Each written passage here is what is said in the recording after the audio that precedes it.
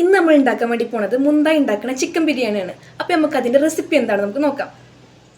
ആദ്യം തന്നെ ആവശ്യത്തിന് ചിക്കൻ എടുക്കുക. എന്നിട്ട് നമ്മൾ അതിലോട്ട് മുളക് പൊടി, മഞ്ഞൾപ്പൊടി, തൈര്, ആവശ്യത്തിന് ഉപ്പിട്ട് നന്നായിട്ട് ഇളക്കി കൊടുക്കുക.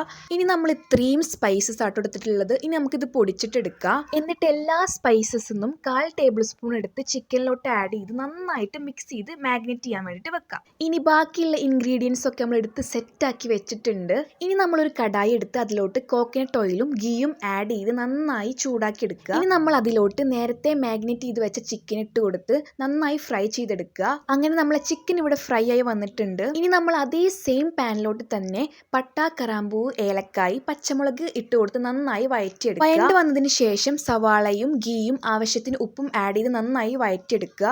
സ്മെല്ലിന് വേണ്ടി കുറച്ച് മല്ലിയിലും ആഡ് ചെയ്ത് കൊടുക്കുന്നുണ്ട്. അതിനുശേഷം തക്കാളിയും ക്യാരറ്റും ആഡ് ചെയ്ത് നന്നായി വഴറ്റിയെടുക്കുക. ക്യാരറ്റ് ഓപ്ഷനിലാണ്, വേണമെങ്കിൽ ആഡ് ചെയ്താൽ മതി. അതിനുശേഷം ഇത് നമുക്ക് മൂടി വെച്ച് വഴറ്റി കൊടുക്കുക.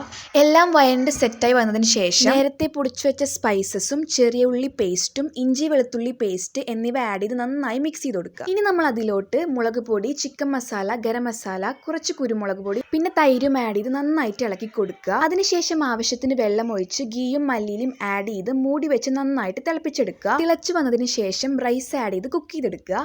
അങ്ങനെ നമ്മളെ ചിക്കൻ ബിരിയാണി ഇവിടെ റെഡി ആയിട്ടുണ്ട്. പിന്നെ നമ്മളെ മഞ്ജു ചേച്ചിയും ടേസ്റ്റ് ചെയ്യാൻ വേണ്ടി എത്തിയിട്ടുണ്ട്. മഞ്ജു ചേച്ചിക്ക് നന്നായിട്ട് ഇഷ്ടപ്പെട്ടു എന്നും പറഞ്ഞു. പിന്നെ ഞാൻ ടേസ്റ്റ് ചെയ്ത് നോക്കി. മുന്തായി ഉണ്ടാക്കിയതുകൊണ്ടാണോ എന്നറിയില്ല, നല്ല ടേസ്റ്റ് ഉണ്ടായിരുന്നു.